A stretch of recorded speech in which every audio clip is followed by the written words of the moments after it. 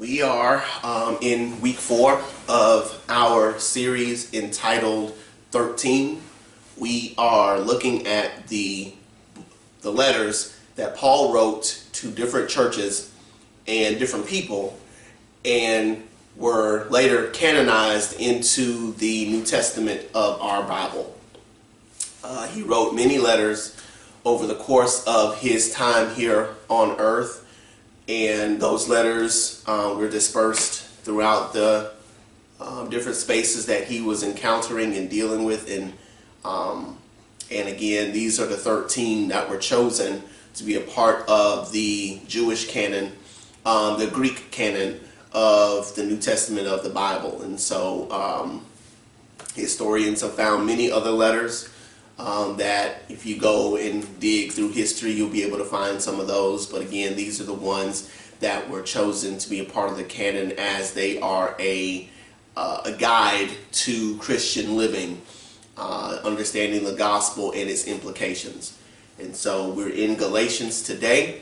Our message is entitled Faking It, and we're going to be coming out of chapter 6, the very end of the book, starting with verse number 11 and going down to verse 16.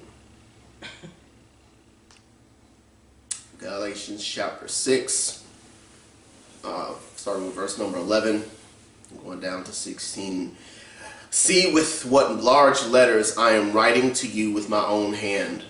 It is those who want to make a good showing in the flesh who would force you to be circumcised, and only in order that they may not be persecuted for the cross of Christ.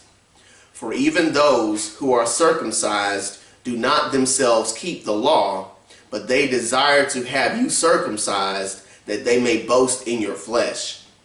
But far be it from me to boast except in the cross of our Lord Jesus Christ, by which the world has been crucified to me, and I to the world.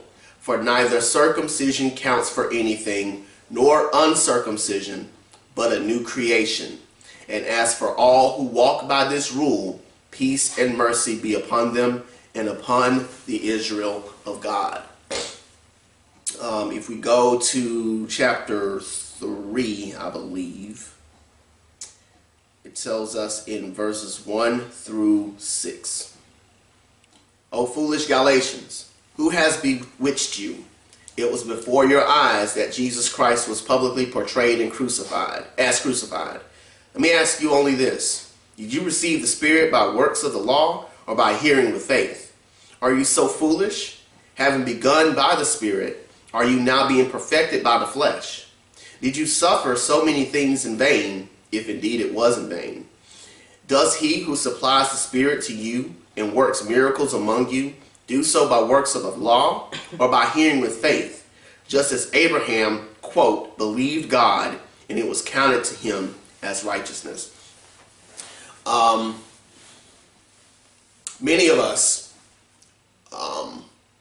we have a tendency, when we don't want to do something that people are pushing us to do, or we don't want to be a part of something, but people are pushing us to be a part of it, to fake it. My wife picks on me a lot when she said to me that I have 2 laughs. I have the laugh that I use when I am truly thinking something's funny, and then I have the laugh that is more so my, okay, get this over with so I can move on. If you're paying attention to this sermon today, if you ever hear me laugh this laugh, then chances are I am faking it in front of you. And I'm not going to do it today. You're going to have to figure it out on your own. So I'm not going to put myself out there like that. But I have 2 distinct laughs. And one of those laughs is the laugh of me just trying to get you on through your story, or finish talking to me so I can move on with my life and do what I got to do. All of us have a way of faking it. We can fake it in our relationships. We can fake it in our on our jobs. We fake it even in our worship services at times, when we truly do not feel like being there, and yet we will go through the motions just to get through the day. We all have tendencies to fake it, like I said, on our jobs, where we really don't want to be there, but we'll put on a good show, we'll put on face, and we'll do what we got to do to make sure that we make the money that we need to make. We'll put on airs in front of people who we honestly do not like, but we need them in order to pass this law or to do this bill or to put this project together, or it's a partnership that we have to have. And so we all know how to put on a mask and put on a show in front of people in order to get the things that we really need or to get the things that we want, despite having no true intent or desire of being friends with someone or caring about someone or anything of the sort. Many of us have even faked friendships with people as a means to try to climb a ladder to get the success that we want. And then once we got the success that we want, we're no longer friends with that person. We no longer talk to that person. That person is of no consequence to us whatsoever. And so we'll climb these ladders and we'll do these things in an attempt to try to gain something that we want out of people. Some of us are even so quick to fake things out of fear of what a person may do or a person may say to us. And so instead of telling them what they ought to hear or telling or being our true authentic selves in front of them, we will fake who we are in front of them so that they will like us. We see this happen in high school, we see it happen in middle school, but we also see it happening with grown-ups all the time, where people will fake who they really are in front of certain people so that they then won't have to be persecuted or ostracized or criticized for being who they truly are. And in doing so will allow themselves to stay within a circle of people that they think are important to them in some kind of way. And that's the focus of Galatians today. We find that in this particular letter that Paul is addressing the issue of faking it in front of people so that they don't have to worry about the fear of people saying things or doing things to them as a result of them exercising their faith in Jesus Christ. Paul at the beginning of the letter says that he is astonished that people that have been in the faith for so long are all of a sudden falling away from the faith and going back to things that they used to do as Jews in particular. That after Christ has redeemed them and saved them and blood bought them and changed their entire lives and have freed them from the exercising of the law, which they already knew held so much bondage within it that no one could ever complete the law without feeling like complete and utter failures. That after Christ has redeemed them, that these same ones who have been redeemed and blood bought are now falling back into their old ways. And they're doing so under false pretenses in an attempt to try to get people to like them and get people to not want to persecute them. Paul talks about in the first two chapters of Galatians how he has gone through so much in his life, in his own personal walk with God, dating back to when he was persecuting Jews. That in the beginning he was born a Jew, he was raised as a Jew, he was one of the best Jews out there. You're talking about valedictorian of his class. You couldn't outbeat him when it came to talking about the law. You couldn't outmatch him when it came to him exercising the law. You couldn't beat him when it came to interpreting the law. And as a result, they promoted him to, chief killer of Christians. And so, he went out zealously killing Christians, destroying Christians. If there was a Christian out there, he was like, sign me up, I'll go get him, I'll persecute him, I'll kill him if we need to. I'm that guy.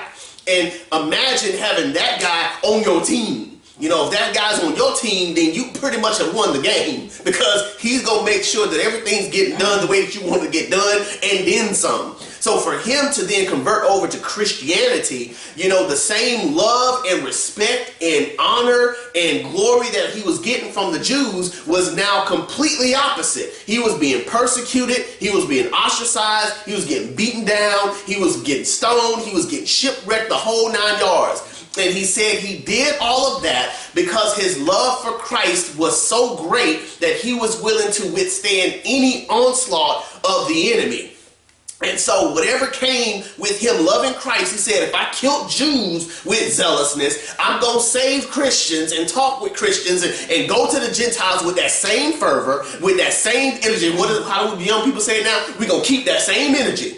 that I had for killing Jews, I'm going to keep that same energy for going and saving as many people as I can by the power of the cross. And so he said, if I, with everything that I lost, and everything that I went through, and everything that I endured and continue to endure as a Christian, am willing to sacrifice all that I have and all that I am for the cause of Christ, how can you as a Christian be so willing to give up Christ so that other people can laud you and people can praise you and people can worship you, and furthermore, people won't kill you?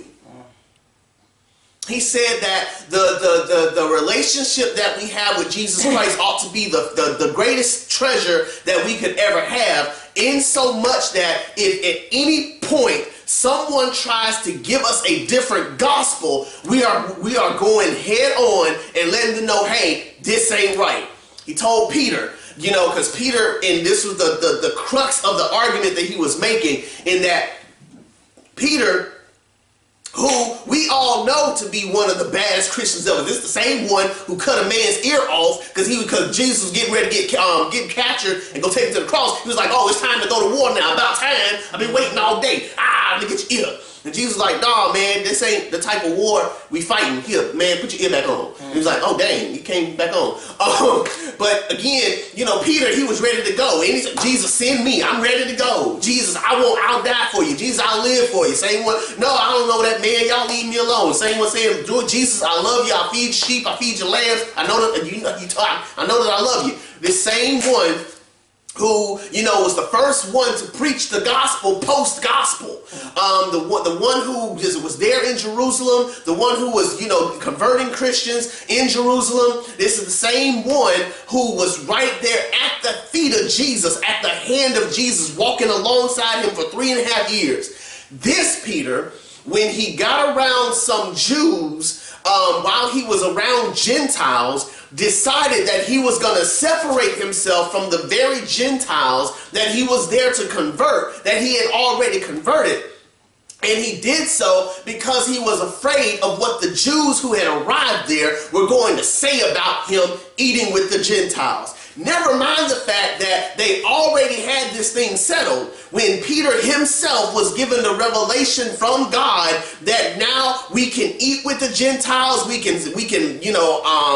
hang out with the Gentiles because we are trying to save the Gentiles. That God has come for all men, no matter whether you're black, white, purple, pink, rich, poor, whatever. I've come for all of them. Peter was given that revelation. And yet Peter forgot the revelation he was given when other Jews came around when he was eating with Gentiles. And he said, oh, let me get myself away from the Gentiles, because if I'm around the Gentiles, then they're going to think something about me. They're going to want to do something to me, and I ain't got time for that.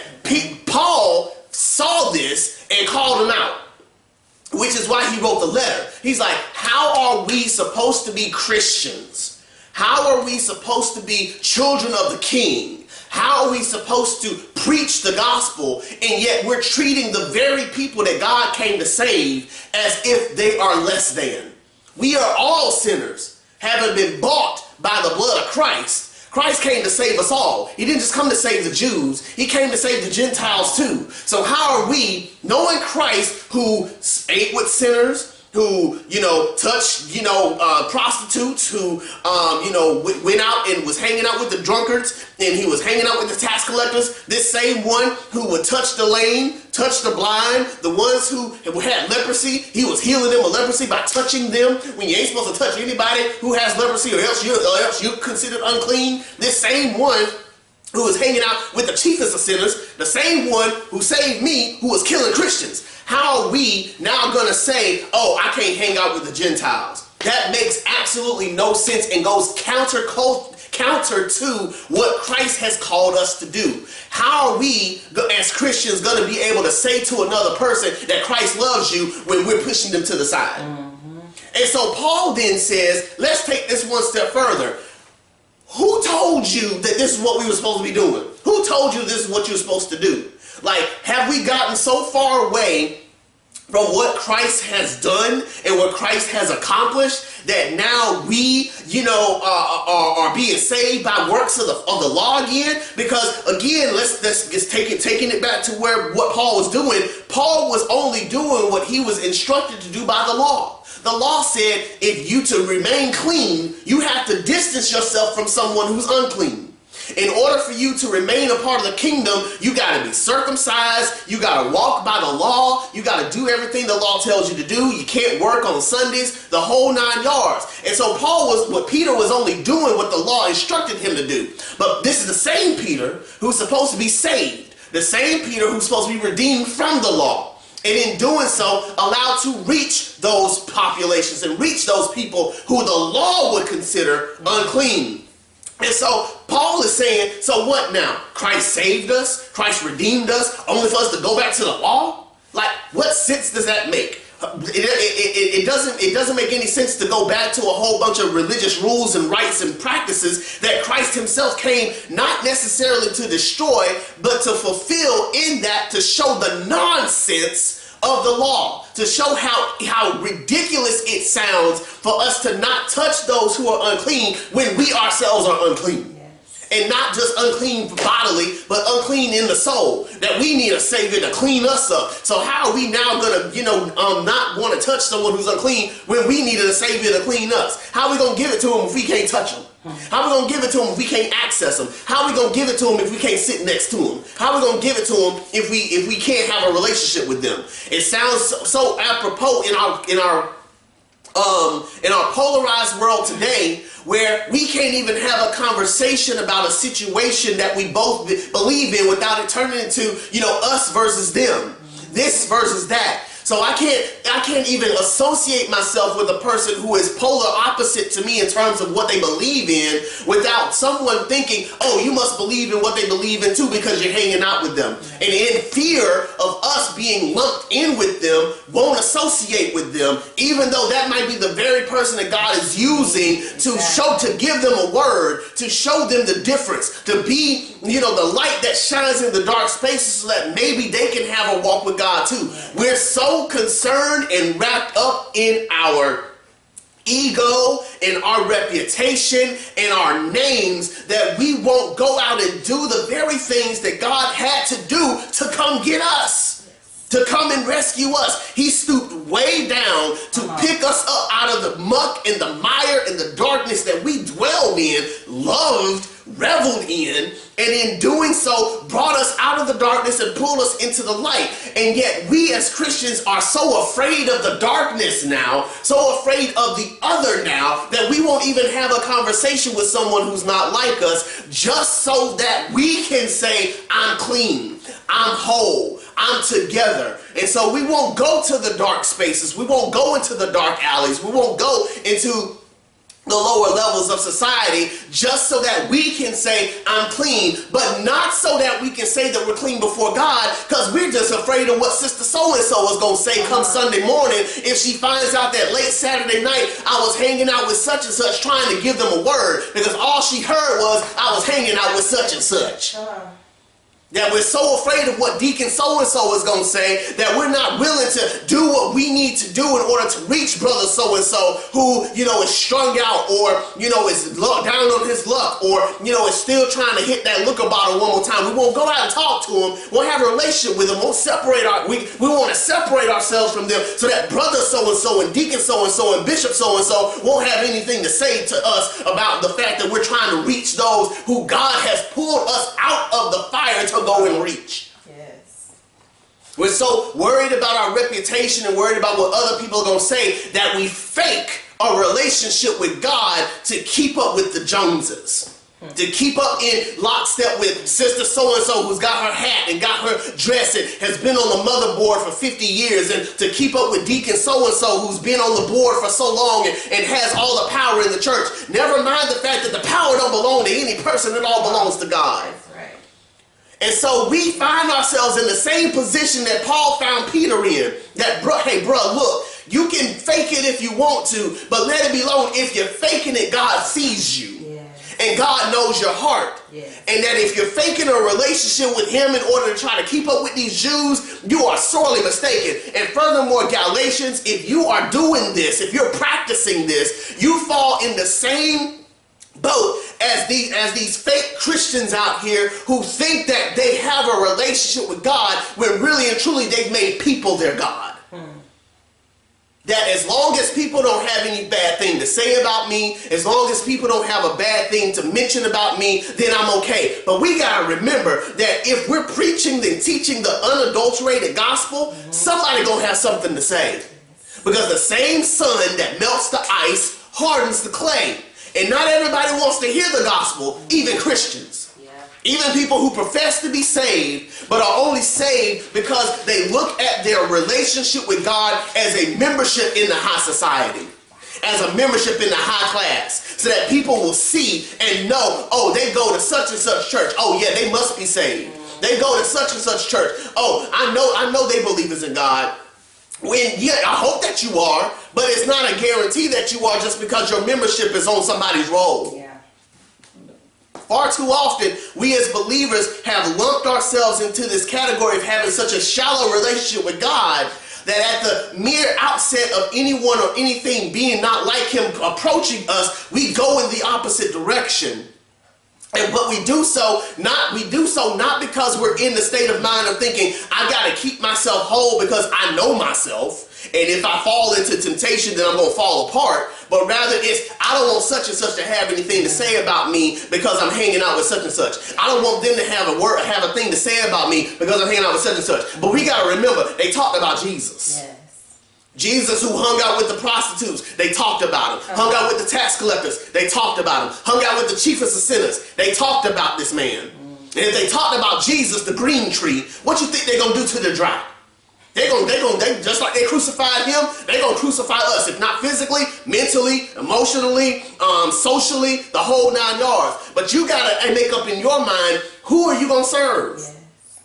Are you serving God or are you serving the devil? Are you serving God or are you serving yourself? Are you serving God or are you serving other people? Because at the end of the day, you're going to have to make a choice. And Paul tells them, you got to make a choice. And you got to live with that choice despite the consequences that come. Because if you're not careful and you find yourself going back to traditions, and I love the picture that he painted, because if he didn't paint it directly, you got to catch what he's saying. He said, if you're not careful and you're not walking in the Spirit 24 hours a day, 7 days a week, 365 days a year, you are liable to fall back into the law. You're liable to fall back into the flesh. Now, for the Jews, that means that if you're not careful, you're not walking in step with the Spirit, then you're liable to fall back into those same laws and practices that had you separating yourself from other people, separating yourself from the Gentiles, thinking that circumcision is the way, thinking that if you carve off a piece of your foreskin, that brings you into the kingdom, and then celebrating and reveling in the fact that, oh, you're saved because you got circumcised. But then he also says for the Galatians, if you're not careful, Galatians, if you don't keep in lockstep with the Spirit, then you're liable to fall back into traditions of your people. Because remember, Galatia is not Judaism.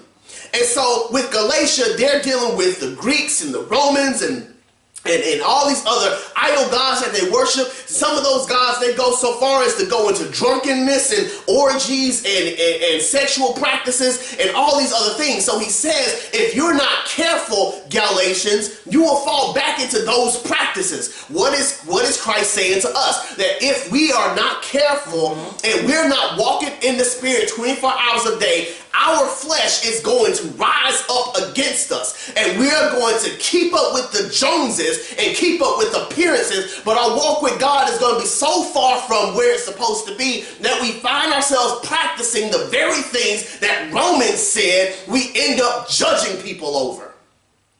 That the very things that we say you shouldn't do this and you shouldn't do that will be the very things that we do, which then will make us squarely guilty, as Romans chapter 2. How are you then, who are practicing the very things, going to tell somebody else not to practice them? How are you then going to say that you are a believer in Christ when you're exercising and indulging in the very things you're telling Gentiles not to do? The Gentiles who aren't doing them are in a better position with God than you are, in that circumcision ain't about the flesh. It's a matter of the heart. And as a result, if you're not walking in the Spirit and allowing the fruit of the Spirit to manifest itself like it's supposed to in our lives day after day after day, then you are liable to fall back into your traditional patterns, to fall back into your traditional rights, to fall back in your traditional rules and think that by the law you are saved. Jesus himself said it and I forgot to look it up today. I'll find it later. But he said in the word, you think that by following the law you have a relationship with me. But the law in itself is not what saves you. The law is a pointer.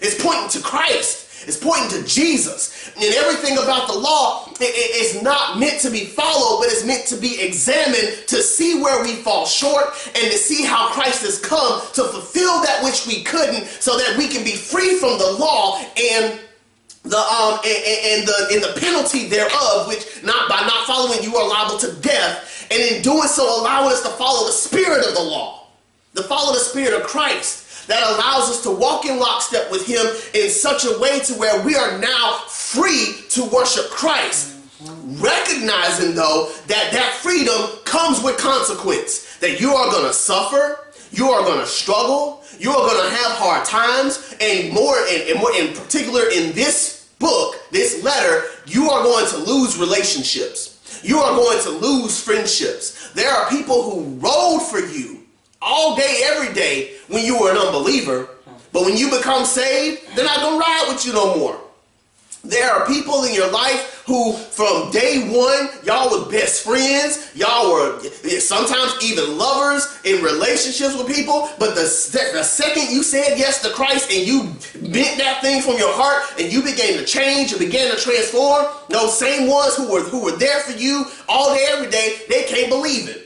And they can't believe you, and they don't want anything to do with you anymore. I remember reading, I believe it might have been Recovery and Redemption, I'm not sure, but they were saying that there was a guy and a girl who were in a relationship with each other, and they were practicing premarital sex, and they were not, and obviously not supposed to, but they were doing it anyway. And then I think the girl found Christ. The girl found Christ. I believe the girl found Christ. I'm just going to tell the story anyway. The girl found Christ. And as she developed in her relationship with Christ, the Spirit convicted her on her and her boyfriend living together and having sex before marriage. And so she confronted him and said, hey, listen, I love you. And you're the best things that have happened to me, but my spirit and the God that I serve, are convicting me, and I just can't do this anymore. I don't want to lose you, but I can't do this and continue to say that I'm a Christian. Like, we can't live together anymore, and we can't have sex anymore. And if that means that we can't be together anymore, it's gonna hurt. But I pray that we can get in a place where you understand and we can still be together even if you don't want a relationship with God. And he was so convicted in his heart by what she said that he began to develop a relationship with Christ too. And in doing so, they did exactly that. They said, we're going to be celibate until we're married.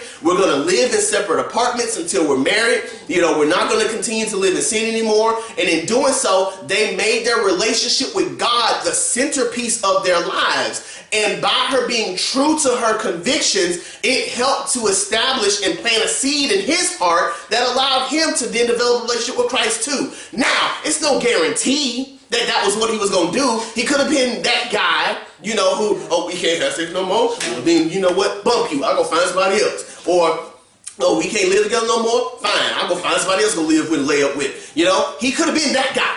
But for her, thanks be to God, that God changed him. She didn't change him. She just said, I'm going to be true to my convictions. God is convicting me. I want to walk in lockstep with him. I can't do this no more.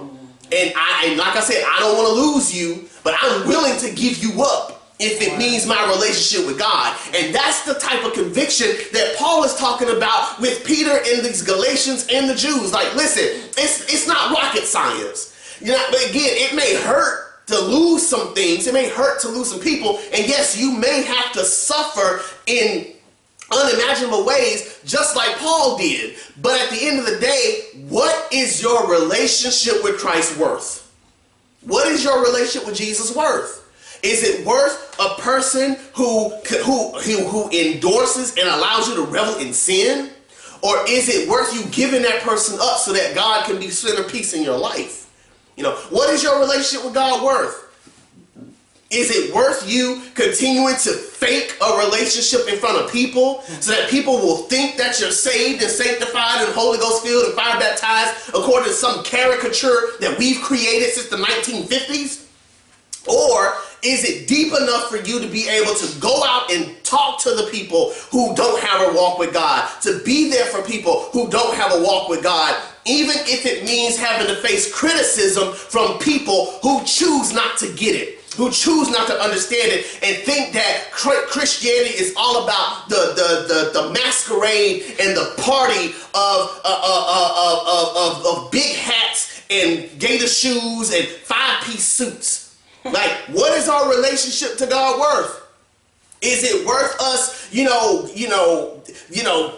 it worth us being able to distance ourselves from one another so that we can worship God together for the next 50 years? Or is it all about the pageantry of Sunday morning to where we're going to risk lives so that we can say we're still worshiping God because worshiping God is what's most important at the expense of people having to now be hospitalized and near their deathbeds because of COVID-19? Like, what is our relationship to God really worth? Are we satisfied with Jesus, or are we satisfied with faking it?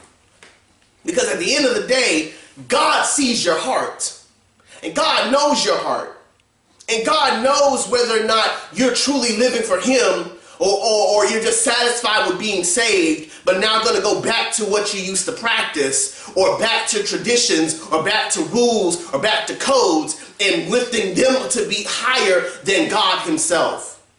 At some point, we got to ask ourselves and have an honest conversation with ourselves on, are we truly living for God, or are we living for self?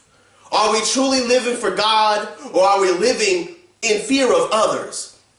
Are we living for God, or are we living so that people can then boost us up and make us feel great and make us feel superb compared to other people? Like, what are you a Christian for? What are you a Christian for? As we enter into, celebrating, Jesus' birthday, we know a lot of people who are gonna, sing the silent nights and the oh holy nights and, and sing when Christ was born and all these certain things. But are their hearts truly, thankful that Christ was born? Because Christ was born, but Christ was born to die. His birth is great, and He had to be born. That's part of the story. But He wasn't just born so that we could have gifts. He wasn't born so we could have a great tree. He wasn't born so we could do decorations. He wasn't born so we could spend money on each other. No, He was born so that He could die. Are we satisfied with Christ? Or, are we satisfied with the things we can get, or the things that having our name on a roll will get us? Are we so caught up in wanting to be popular among people that we're willing to fake a relationship with Christ, when in reality, our hearts couldn't be further from Him, and we're only using Him to get what we really want, or we're using what we know about Him to keep people off our backs? At some point, you got to be willing to get in the fray and be willing to take whatever comes with it. Paul was right. Man, listen, you're going to go through some stuff being a Christian. You're going to go through some stuff being a believer. You can't get away from that. You can't get past that. But it's worth it. It's worth it. Because when Judgment Day comes, when Christ makes this world brand new, when He makes things, all things become new, we're ushered into a new heavens and a new earth with a resurrected body that will never die, be with Jesus in the great city. All this stuff that we go through as Christians, all these things that we go through as believers, whether it's with ourselves or with others, with the world, all these things that we're going through, it's worth it. And we can celebrate that now, because even though we're not there yet, we already have the greatest thing about heaven, Jesus, right now. And so, as Paul says in the book, let's not get so wrapped up into what people have to say. or what people think about our worship with God. Now, again, let's be real about whether or not we're really worshiping God or we're just worshiping a piece of God. But that's another conversation for another day, and we'll probably get into that in Bible study. But let your walk with God be for real. Let your walk with Christ be genuine. Let your walk with Christ be true. And let no other gospel sway us in a way to where we're now compromising the gospel for something else that we've either attached to it or something else that we truly believe in. Because one way or another, it's going to manifest itself. And if we believers see it, we are obligated to call it out, not because we're trying to pick on you, not because we're trying to tear you down, not because we want to make you feel less than, but because your soul matters more to us than anything else that you may have, own, or believe. And so Paul is asking the question again that I'm asking to us today. What is your relationship with God worth? And if there's something or someone that can sway you to get away from God, even for a moment, then that's the thing you need to take to the altar and say, God, burn this up in me, rewire my heart, rewire my desires so that I can fulfill this thing that I'm desiring in a way that glorifies your name. Because there is nothing in this world that matters more than God. There's nothing. And if you believe that there is, even if you won't say it out loud, take that thing to the altar and allow God to do the underworking in your heart to help you to keep God first and foremost in your life, despite whatever opposition you may come across. Because as Paul will tell us in a later book, to live is Christ and to die is gain. Amen.